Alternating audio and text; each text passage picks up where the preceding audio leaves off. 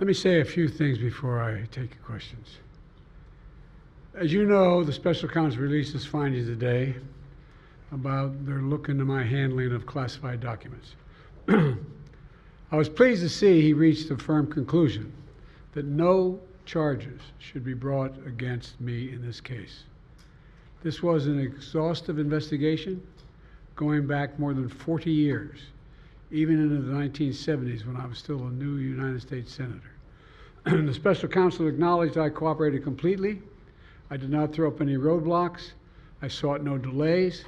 In fact, I was so determined to give the special counsel what he needed, I went forward with a 5-hour in-person interview over 2 days on October the 8th and 9th of last year, even though Israel had just been attacked by Hamas on the 7th and I was very occupied. It was in the middle of handling an international crisis.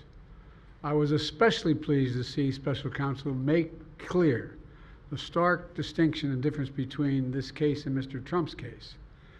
The special counsel wrote, and I quote, "Several material distinctions between Mr. Trump's case and Mr. Biden's are clear," continuing to quote, "Most notably, after given multiple chances to return classified documents to avoid prosecution, Mr. Trump allegedly did the opposite.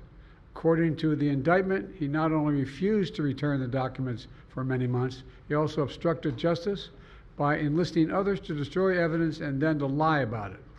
In contrast," he went on to say, "Mr. Biden turned in classified documents to the National Archives and the Department of Justice, consented to the search of multiple locations, including his home, sat for a voluntary interview, and in other ways cooperated with the investigation," end of quote. I've seen the headlines since the report was released about my willful retention of documents. These assertions are not only misleading, they're just plain wrong. On page 215, if you had a chance, I know it's a thick document.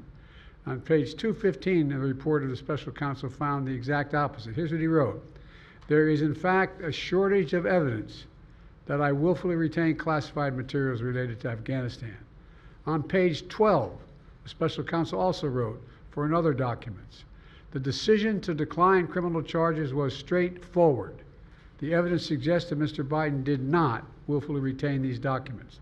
The evidence said I did not willfully retain these documents. In addition, I know there's some attention paid to some language in the report about my recollection of events. There's even reference that I don't remember when my son died. How in the hell dare he raise that? Frankly, when I was asked the question, I thought to myself, it wasn't any of their damn business.